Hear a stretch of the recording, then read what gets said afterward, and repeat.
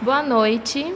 Estou aqui hoje para fazer um debate sobre o tema Tecnologia na Sala de Aula com os professores Frederico Lício e Alexandre Marini. Então, para começar, a gente vai introduzir com a pergunta: como as escolas vêm lidando com as tecnologias digitais nos dias de hoje? Quer começar? Então tá. Bom, a escola ela tem pavor da tecnologia, né? Você fala em tecnologia, você fala em tecnologia na mão dos meninos e das meninas, você tem pavor. Então, por exemplo, como que a gente pode utilizar a tecnologia que está mais à disposição dos meninos? Que é, por exemplo, o uso do celular, o uso de celulares. E o que a gente vê é que a proibição do uso dos celulares é gigantesca. Quer dizer, a gente não consegue nem ensinar os adolescentes e as crianças hoje a utilizar a própria tecnologia que eles já utilizam, né? E um outro problema das escolas também, principalmente das escolas públicas, é a falta de investimento em tecnologia. Então a gente não tem investimento em nenhum tipo de aparelho. Eu acho que pois é, eu até ia perguntar essa questão com você, que a gente, por exemplo, aqui nessa escola a gente está num momento que é o Loyola, né, já é mais aberto para o uso da tecnologia, né? Então eu acho que esbarra nesse ponto, talvez, da estrutura mesmo, do sucateamento das escolas.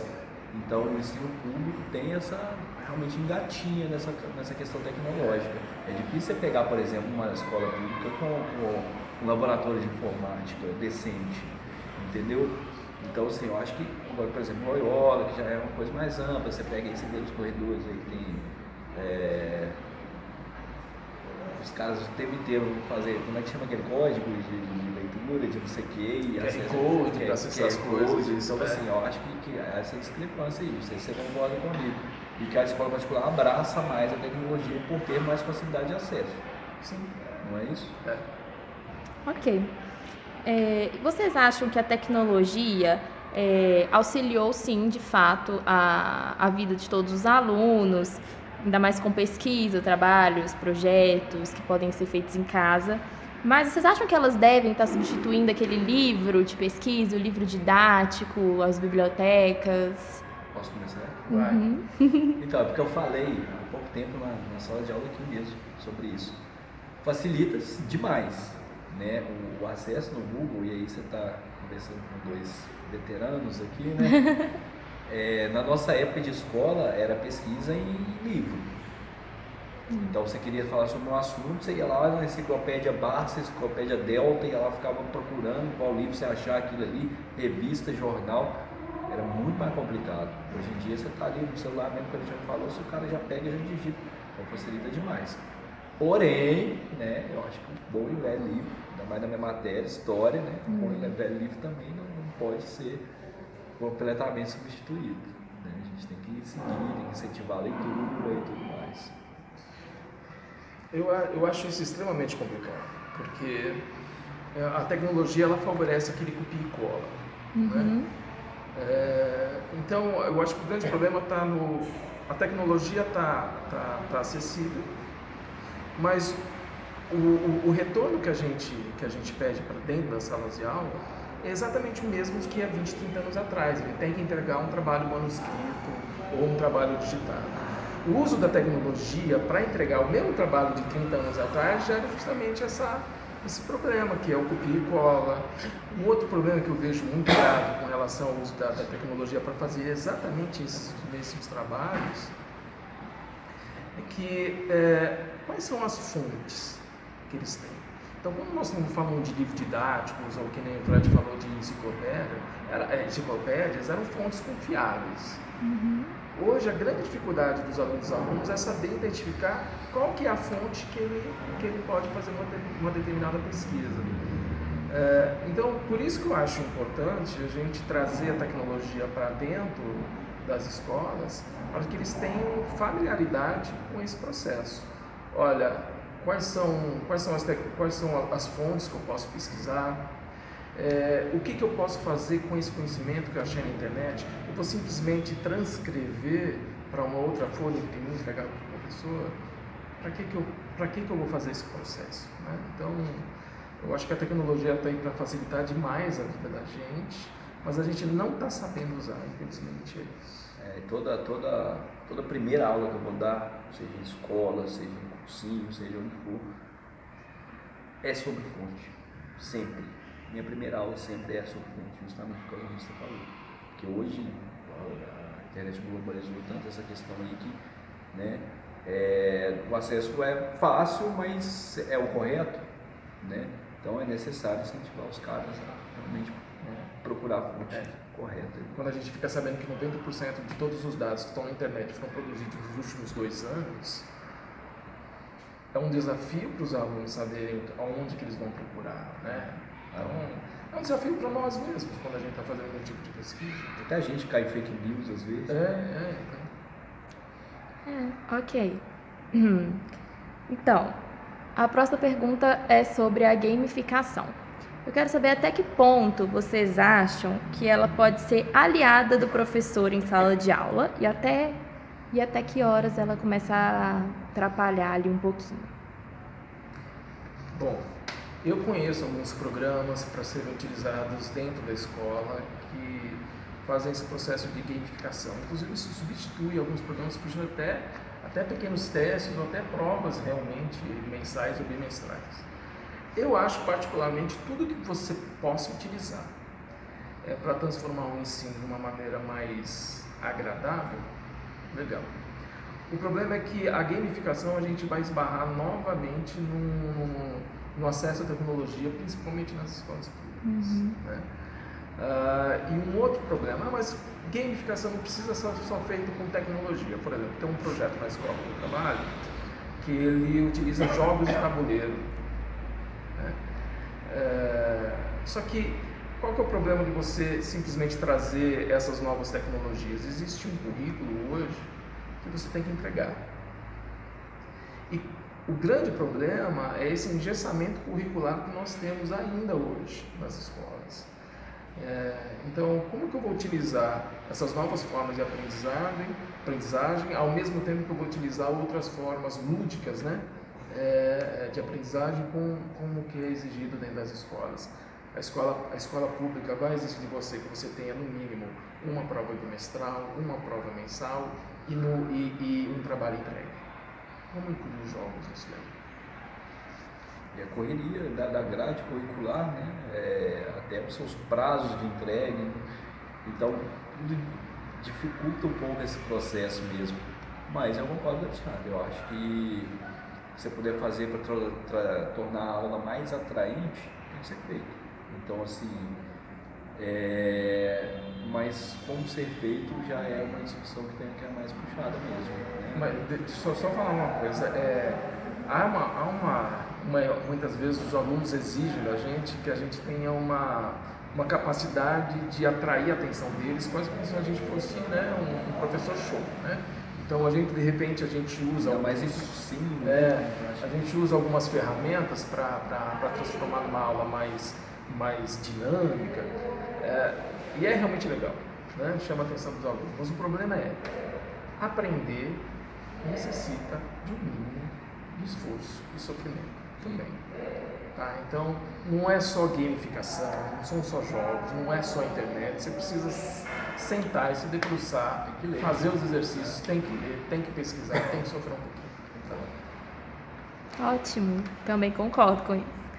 E a última pergunta para finalizar é sobre os objetos de aprendizagem, que são recursos facilitadores para estimular o ensino e a aprendizagem dos alunos.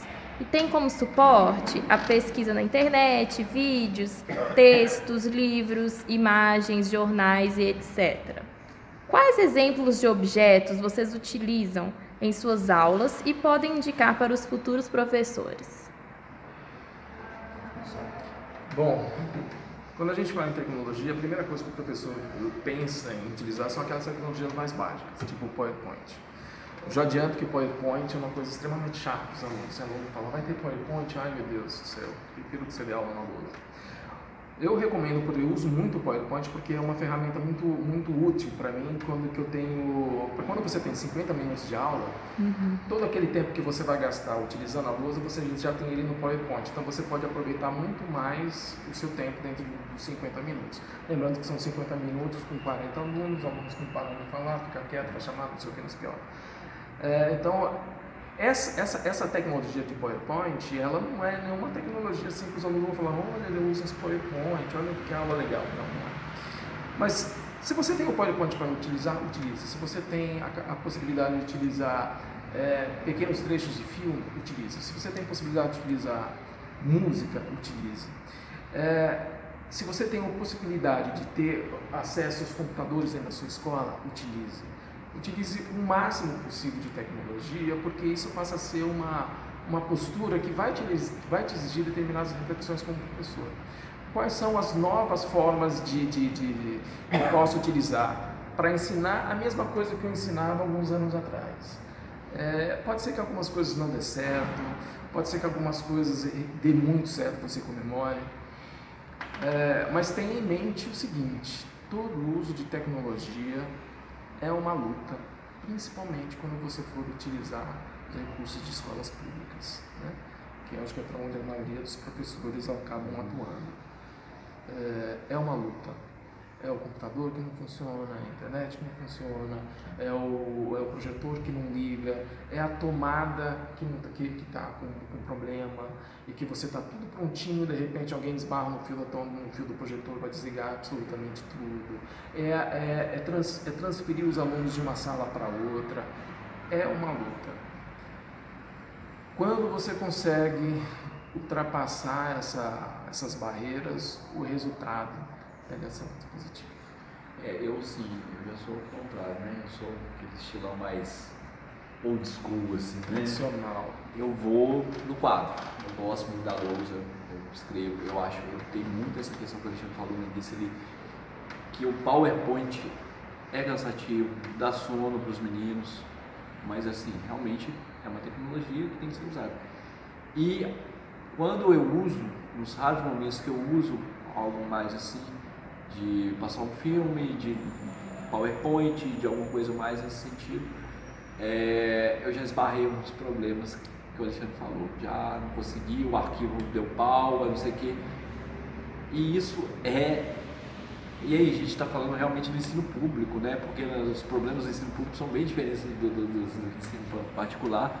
Isso realmente é uma coisa frustrante, igual a gente falou, o tempo é curto, você tem 50 minutos, aí você vai lá, traz um negocinho, sua aula montadinha, prontinha, beleza, pá, computador na pau, o arquivo não abriu, não sei o que. E aí você vai ter que cair pro improviso, porque se você continuar insistindo ali, você está perdendo, o tempo está correndo. Eu já esbarrei algumas questões dessa no meu início de tentativa tecnológica que me frustraram bastante e eu falei, eu vou continuar. É claro que em certos momentos você tem que usar sim, claro. Você tem que, a sua aula não pode ser 100% lousa, né? Nem 100% PowerPoint, nem 100% você tem que ter essa mescla. Então, você tem que passar filme, por mais que você saiba que vai ter gente dormindo, você vai ter que passar. Isso é importante porque o uso da tecnologia, ela não controla o comportamento dos alunos. Então, toda vez que você for pensar em utilizar a tecnologia, você tem que ter em mente de que você precisa ter um bom domínio da sala. Se você não tem um bom domínio da sala, esquece. Aquela tecnologia por si só não vai chamar a atenção dos alunos.